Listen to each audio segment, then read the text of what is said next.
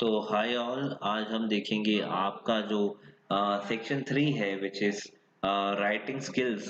Section 3 writing skills जिसका 3.1 is expansion of ideas.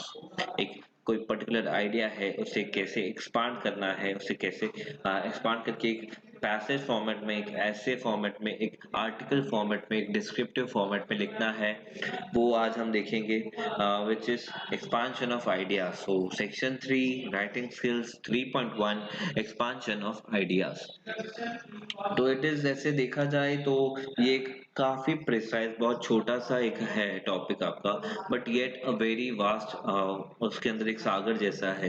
एक छोटे 3-4 लाइन का एक आइडिया है, उस आइडिया को आपको एक्सपांड करना है, उसे एक बूंद को आपको एक दरिया बनाना है, वैसा वाला पार्ट है। तो आपको अपने आइडियाज जो है उसे एक्सपांड करना है, तो वो कैसे करते हैं, वो क्या करना है उसके लिए, वो देखते हैं। तो expansion of ideas is to elaborate an idea in a paragraph form।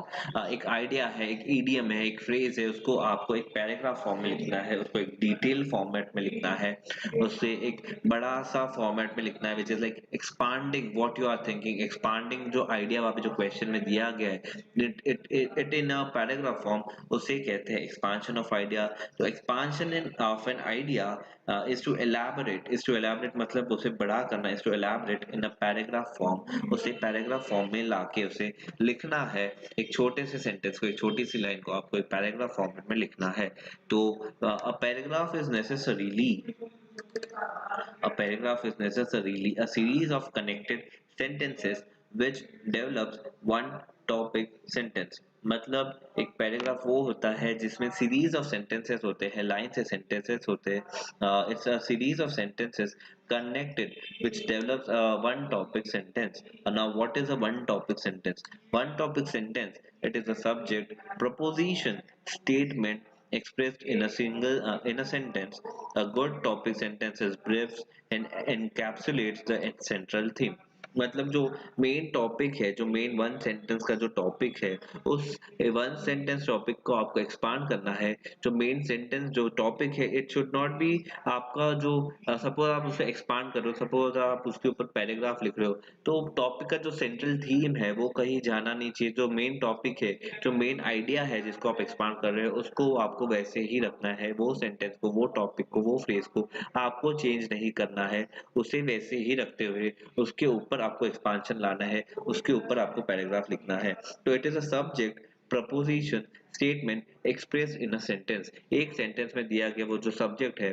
Good topic sentence is brief. एक गुड टॉपिक जो होता है, जो हेडिंग होता है, सपोज आपको दिया गया this is the topic that you have to expand, तो वो जो टॉपिक सपोज दिया गया है, it the topic is itself enough, itself is sufficient कि आपको वो बारे में समझ आए, आपको उस बारे में सेंट्रल थीम क्या होगी, कि हाँ ये सपोज बात की गई है तो इसके अंदर क्या क्या हो सकता है, या ये 3-4 वर्ड्स का जो सेंटेंस है इसके हम क्या बोलना क्या चाहते हैं। जैसे जो सेंट्रल थीम है, जो टॉपिक का मेन थीम है, वो कहीं भी छूटते हुए भी हमें वो टॉपिक को आगे कंटिन्यू करना है, उसके ऊपर एक्सपांड अपने आइडियाज को करना है। Ideally it is return in 3 part. अभी यहाँ पे एक्सपांशन ऑफ आइडियाज की बात हो रही है, यहाँ पे टॉपिक सेंटेंस की बात नहीं हो रही। तो यहाँ पे बात हो रही है ideally it is return in 3 part. सबसे पहले introductory paragraph, second is core paragraph or the core content, and the last one is the concluding paragraph। सबसे पहले you have to write the introductory paragraph। सबसे पहले यानी introductory paragraph से भी पहले you have to write the topic, जो topic दिया गया पहले वो लिखो। उसके बाद में इंट्रोडक्टरी पैराग्राफ यानी वो टॉपिक किस बारे में है, क्या बताना चाहता है, वो लिखना है। उसके बारे में मेन एक्चुअली जो एक्सपांशन ऑफ आइडिया, वो टॉपिक के बारे में हमें जो लिखना है, उसके बारे में इन डेप्थ इन डिटेल वहाँ पे सेकेंड जो कोर कंटेंट वाला पैराग्राफ है, जो सेकेंड पैराग्राफ है, उसके अंदर लिखना है। Then we have to conclude our expansion of idea by giving a concluding paragraph. Last में कंक्लूडिंग पैराग्राफ मतलब उसकी समरी या उसका मॉरल ऑफ द स्टोरी हम जिसे बोलते हैं, moral of the story is this. वैसा मॉरल वहां पे कंक्लूडिंग पैराग्राफ में हमें उस एक्सपांशन ऑफ आइडिया, वो पर्टिकुलर जो टॉपिक सेंटेंस है उसके ऊपर निकाल के कंक्लूडिंग पैराग्राफ में लिखना है। तो that is how you have to expand an idea. सबसे पहले write the topic sentence, then you have to write the introductory paragraph, then the core content, and then the concluding paragraph। Topic sentence देखो, एक important बात यहाँ पे ध्यान रखने वाली, topic sentence can never be remove from a paragraph. जो paragraph है उसमें से टॉपिक का सेंटेंस, जो उसका जिस्ट है, जो उसका एसेंस है, वो हटना नहीं चाहिए, वो वैसे के वैसे ही हमें लिखना है। Suppose topic sentence is, suppose अभी देखो एक एग्जांपल दिया है, as reap as you sow, as you sow so shall you reap।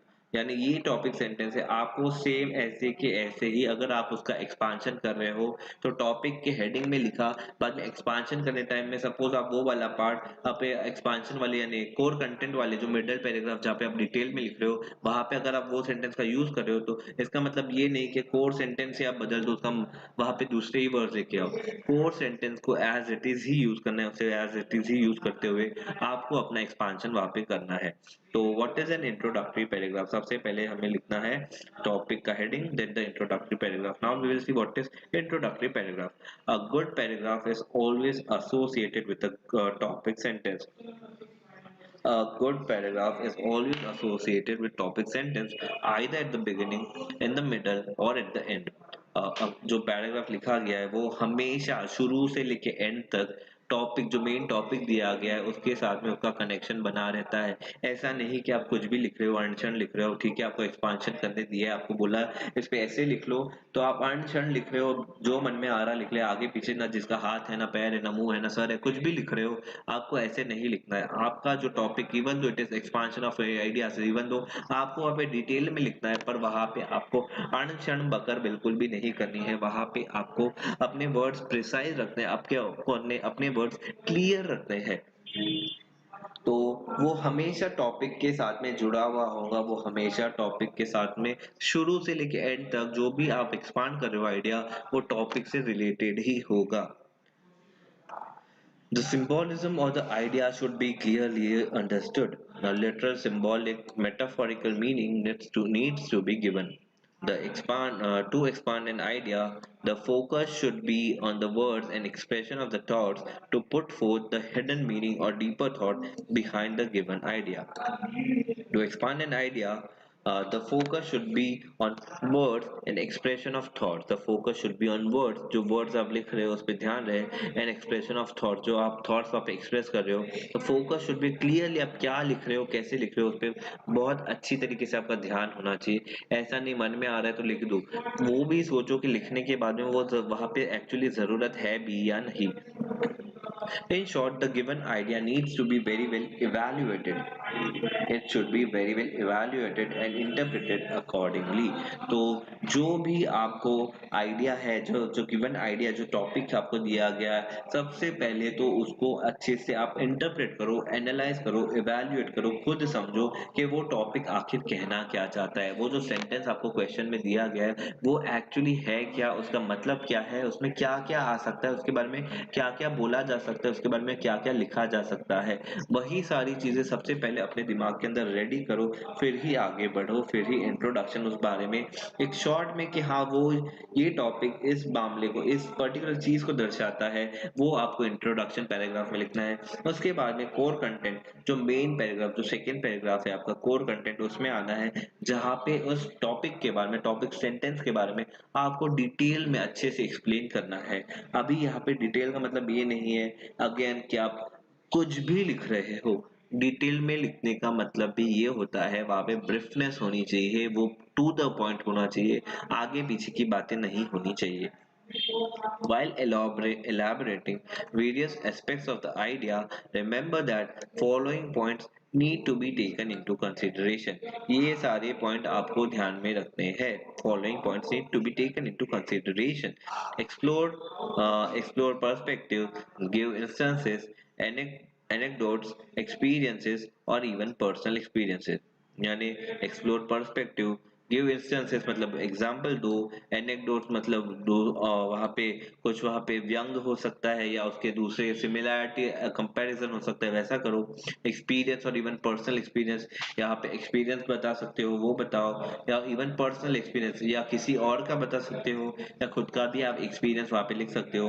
There should be unity and clarity of thoughts, वहां पे आप जो भी एक्सप्रेस कर रहे हो, सपोज आपने एक्सपांड करना शुरू किया थॉट को, आइडिया को, तो एक्सपांशन एक्सपांशन के टाइम पे आप अलग लिख रहे हो, पर बाद में जब एग्जांपल दे रहे हो, एग्जांपल कुछ ऑफ टॉपिक चल रहा है और बाद में आप वापस से जब मेन टॉपिक सेंटेंस पे आ रहे हो तो आप वो बातें कनेक्ट नहीं कर पा रहे हो। सारी बातें एक दूसरे से कनेक्ट होनी चाहिए। सपोज आप यहाँ पे कुछ बता रहे हो, उसके बारे में एग्जांपल दे रहे हो, तो it should be very much relevant. जो बात आपने पहले लिखी है उससे उससे ही रेलेवेंट एग्जांपल होना चाहिए, ना कि कोई दूसरा एग्जांपल दे रहे हो बाद में उसके बारे में नीचे, अच्छा मैंने ऊपर जो एग्जांपल दिया वो इसके बारे में था। नहीं, पहले आप वो बताओ क्या है, उसके बारे में एग्जांपल दो। It should be in like a continuous format. It should be very much be clear. It should be a unity होनी चाहिए। आप क्या लिख रहे हो, आपस में एक समानता, समन्वय क्या बोलते हैं, यूनिटी होनी चाहिए एक आपस में इन लोगों की। Maintain coherence and logical link between two distinct points between each sentences. Maintain coherence मतलब आपसी वहां पे लॉजिकल लिंक बिठाओ, आपसी सहमति बिठाओ। जो आप लिख रहे हो सहमति बिठाओ, मतलब आप जो लिख रहे हो वो आपस में कंटिन्यू सेंटेंस में उसके बाद में एक दूसरे से सहमत होने चाहिए।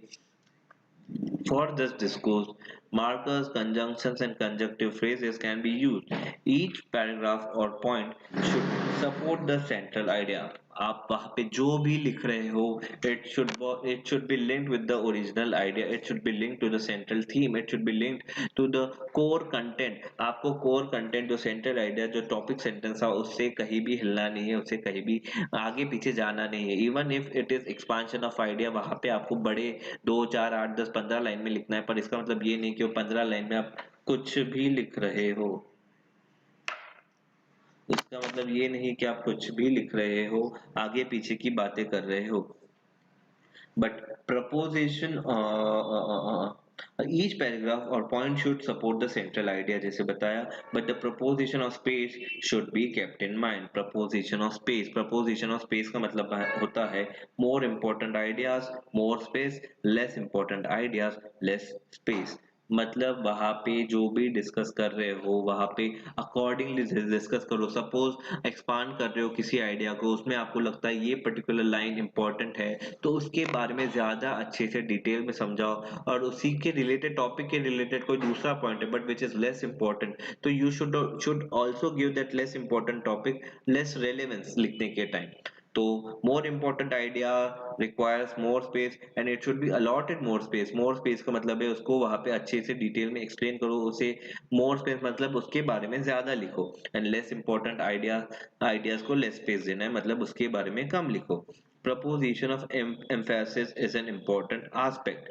It simply means keeping the principal subject in place of prominence throughout the paragraph. Proposition of emphasis in an important aspect. It simply means keeping principal subject in place of prominence throughout the paragraph। यानी आपने जो पूरा paragraph लिखा है उसमें जो central theme है, जो मेन आपका पॉइंट है, वो पूरा पॉइंट वो पैराग्राफ की सेंट्रल थीम बन के उभर के आ रहा है। यानी आप जो एक्सप्लेन कर रहे हो, जो मेन टॉपिक है उसके बारे में ही कर रहे हो या ऑफ टॉपिक चले गए हो, ये आपको बहुत ध्यान रखना है।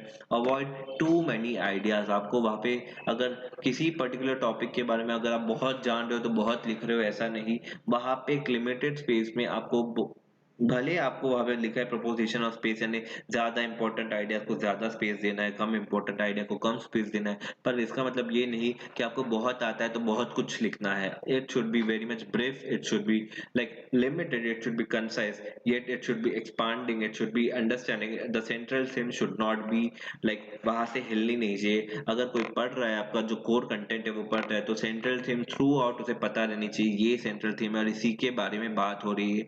ऑफ टॉपिक कुछ भी बात वहां पे हो नहीं रही। Avoid too many ideas. Remember that this is most creative part to demonstrate your language skills। ये सबसे एक इम्पॉर्टेंट एरिया होता है जहाँ पे आपकी लैंग्वेज स्किल्स को भी पता करता है सामने वाला कि आपकी जो लिखने की स्किल्स है, आपकी जो ये लैंग्वेज की स्किल्स है वो कितनी स्ट्रांग है, कितनी प्रोमिनेंट है, how effectively you are presenting your language skills over there. Conclusion now, सबसे पहले आपने टॉपिक लिखा, टॉपिक के बाद में सेंटेंस जो इंट्रोडक्टरी पैरा है वो दिया, उसके बाद में आपने सेंट्रल थीम वाला जो पैसेज था वो दिया which is called core content वाला पैराग्राफ, उसके बाद में you have to give a conclusion paragraph. अभी कंक्लूजन पैराग्राफ में you can give the moral of the story. ये मैंने ये जो एक्सपांशन ऑफ आइडिया किया है, इसका फाइनल आउटपुट ये है, इसकी सीख ये है, इसका मॉरल ये है, इससे हमें ये पता चलता है। वहां पे आपको लास्ट में कंक्लूजन वाले पार्ट में ये लिखना है, at the end we need to sum up suitably with strong and relevant point. हमें एक स्ट्रॉन्ग ओपिनियन, एक रेलेवेंट पॉइंट देते हुए उसे कंक्लूड करना है। Use of proverbs is appropriate at the end with a similar meaning sentence given to the topic.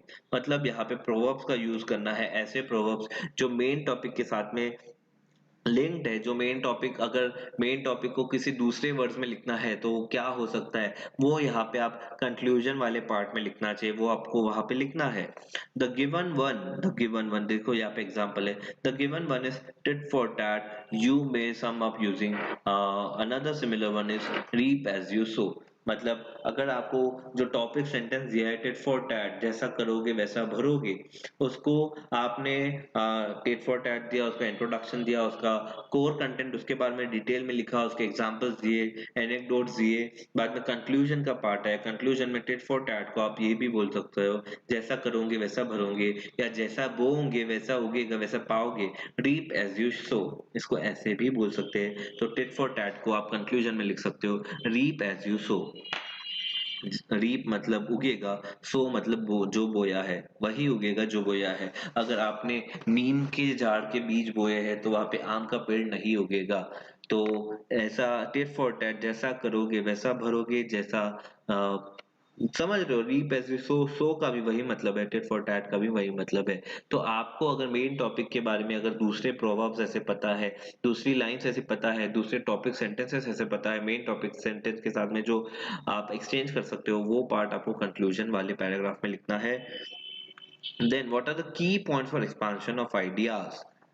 अभी यहाँ पे एग्जाम्पल देखते हैं। As an example, let's take the concept love thy neighbour as thyself. आपको अपने neighbour को वैसे ही प्यार करना चाहिए, उनके साथ में वैसे ही रहना चाहिए जैसे आप खुद के साथ रहते हो, खुद को प्यार करते हो।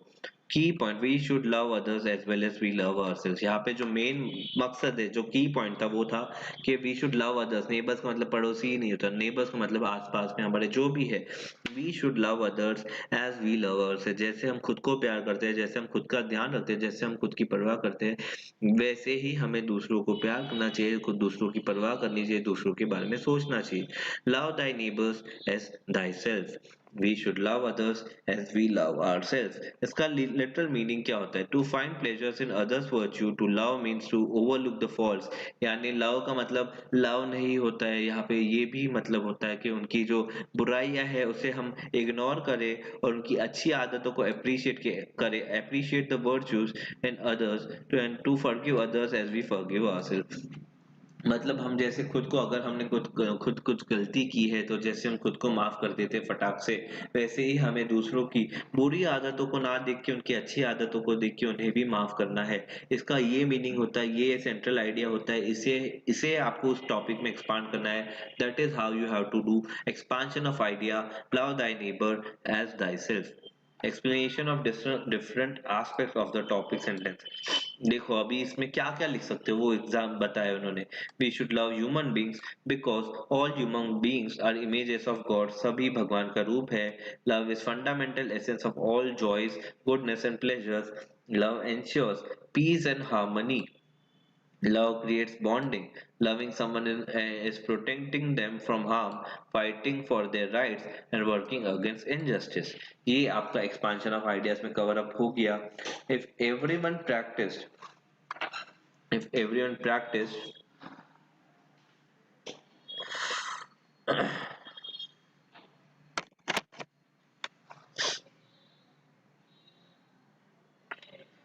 तो ये सारे पॉइंट्स आपको वहां पे लिखने हैं। वो this are the point that should form part of expansion of idea about the topic love thyself, love your neighbor as we love yourself, our own self, love thy neighbor as thyself। समझे? तो main idea पहले आपको निकालना, this is the main idea. फिर उसके बाद में उसका मीनिंग क्या होता है, आपको मीनिंग पता करना है, ये मीनिंग होता है। मीनिंग पता लगने के बाद में वो चीजों में हम क्या लिख सकते हैं, उस बारे में हम क्या एक्सपांड कर सकते हैं, वो पता करना है। उसके बाद में उसका कंक्लूजन देना है। If everyone practice love your neighbour, अगर सब लोग लव योर नेबर को प्रैक्टिस करते हैं या ध्यान में रखते हैं, the world would operate with a far greater degree of patience, tolerance, understanding, communication, appreciation, unity etcetera. अगर सब लोग आपसी भाईचारे से, आपसी प्यार से रह रहे हैं तो ऑटोमेटिकली लोगों का पेशेंस लेवल बढ़ जाएगा, लोगों का टॉलरेंस लेवल बढ़ जाएगा, लोगों की अंडरस्टैंडिंग बढ़ जाएगी, लोग आपस में एक दूसरे के साथ अच्छी तरीके से रह पाएंगे। और ये इसका कंक्लूजन होता है, अगर ऐसा हुआ तो ऐसा होगा। तो अगर एक दूसरे को सब प्यार करने लगे, एक दूसरे के साथ सब आपसी भाईचारे के साथ रहने लगे, तो ऐसा हो सकता है। तो ये उसका कंक्लूजन हमें देना है यहाँ पे। Love thy neighbor as you love thyself। तो यहाँ पे ये आपको समझा होगा कि how you have to expand the idea. आपको किस तरीके से जाना है, एक आइडिया आपको दिया गया है, वो आइडिया को आपको किस तरीके से, किस सीक्वेंस से पहले समझना है, उसका की पॉइंट क्या है, उसका लिटरल मीनिंग क्या है, उसको फिर आगे एक्सपांड कैसे करना है, उसमें क्या क्या हम इंक्लूड कर सकते हैं, और उसके बाद में उसका कंक्लूजन हमें देना है। This is how you have to do expansion of idea. तो यहाँ पे one more is done for you, और एक किया गया है। ट्रैवल ब्रॉडन्स द माइंड, ये हेडिंग है। This is how you have to, अगर आपको क्वेश्चन दिया है ट्रैवल ब्रॉडन्स द माइंड, ऐसा हेडिंग दिया है, तो आंसर में सबसे पहले you have to write heading center में ट्रैवल ब्रॉडन्स द माइंड। उसके बारे में आपको इंट्रोडक्शन देना है, फिर उसका कोर कंटेंट लिखना है, फिर कंक्लूजन देना है।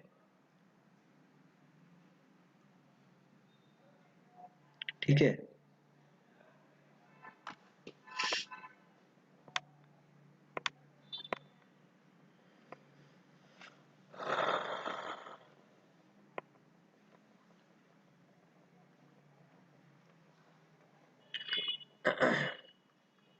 तो यहाँ पे देखो, दिस इज टेम्पलेट, ये टेम्पलेट है, ये तरीके से आपको करना है। सबसे पहले आपको टाइटल लिखना है, फिर इंट्रोडक्शन देना है, वो जो शुरुआत में आपको एक इम्प्रेसिव तरीके से अपने आप को वो जो आइडिया है उसको एक्सप्रेस करना है, उसको प्रेजेंट करना है। उसका इंट्रोडक्शन इम्प्रेसिव होना चाहिए। फिर मिडिल पार्ट होना चाहिए, मिडिल पार्ट में आप अच्छे से एक्सपांड कर सकते हो। Focus on words, interpretation, evaluation of idea, मतलब आप वर्ड्स पे फोकस करो, वो आइडिया के बारे में इंटरप्रेट करो कि और क्या हो सकता है, और उसे इवैल्यूएट करो, उसके बारे में लिखो। फिर कंक्लूजन भी कन्विंसिंग होना चाहिए, ऐसा हाँ ठीक है भाई, ऐसा है तो ऐसा होगा, ऐसा है तो ऐसा होगा ही। It should be convincing, convincing conclusion with the proverb और कोटेशन। आप हो सके तो वहाँ पे प्रोवर्ब लिखो, कोटेशन लिखो, तो अच्छा एक वर्ड पड़ता है, अच्छा इंप्रेशन पड़ता है एंडिंग में। तो that is how you have to expand the idea. ये था आपका एक्सपांशन ऑफ आइडियाज का टॉपिक। यहाँ पे देखो कुछ एग्जांपल्स ये है। A bad workman blames his tool, जो एक खराब काम करने वाला होता है वो अपने औजारों को ब्लेम करता है, ना कि उससे जो खराब काम हुआ या वो जो खराब काम कर रहा है। सपोज एक ब्लैक स्मिथ है, जो ब्लैक स्मिथ यानी ये लोहे का काम करने वाला है, वो अगर उसको काम अच्छी तरीके से आता नहीं है तो वो ब्लेम करेगा कि हाँ उसके जो औजार है वो खराब है, ना कि वो ये बोलेगा कि हाँ मुझे काम करना नहीं आता। तो अ black word man workman blames his tools, वो अपने टूल्स को ब्लेम करता है। ये आपका आइडिया है, मैंने इसका मतलब समझाया, आपको इसको एक्सपांड करना है। One should eat to live, हमें जीने के लिए खाना चाहिए, ना कि खाने के लिए जीना चाहिए, समझ रहे हो। One should eat to live, not to live to eat, not live to eat, समझे। इसके बाद में जो next part is winter comes can spring be far behind, अगर ठंड आ चुकी है तो क्या ये स्प्रिंग का मौसम जो हमारा फेब्रुवरी मार्च में आता है वो स्प्रिंग का मौसम अगर ठंड का दिसंबर का महीना आ गया तो फेब्रुवरी और मार्च का जो जब स्प्रिंग आती है उस महीने को आने से कोई रोक सकता है क्या। अगर विंटर आ चुका है, स्प्रिंग मतलब पतझड़, स्प्रिंग मतलब पतझड़, जब पत्ते खरते हैं, तो if winter comes can spring, खरने के बाद में अगर वहां पे नए ब्लूम आने से कोई रोक सकता है क्या, पतझड़ आने के बाद में नए फ्लावर आने को कोई रोक सकता है क्या। If winter comes can spring be far behind. इस आइडिया को आपको एक्सपांड करना है, ठीक है। तो ये था आपके topic expansion of idea. This was it. आपको अच्छे से ऐसे दो चार अच्छे प्रोवर्ब ढूंढो, वो प्रोवर्ब को आप लिख के देखो, आप उस पे 8 10 12 15 लाइन लिख पाते हो या नहीं। That is how you have to do your expansion of your ideas. But उसमें ये आपको हमेशा ध्यान रखना है, जो कोर कंटेंट है, जो सेंट्रल थीम है, वो सेंट्रल थीम से आपको ना इधर जाना है ना उधर जाना है। थ्रू आउट द पैसेज आपको सेंट्रल थीम को फॉलो करते हुए उस पे ही लिखना है, उसी आइडिया को एक्सपांड करना है, उसी आइडिया के ऊपर इंस्टेंसेस देने हैं, उसी आइडिया के ऊपर आपको एग्जांपल्स देने हैं, और उस आइडिया को अच्छे से बता के रिप्रेजेंट करके प्रेजेंट करना है।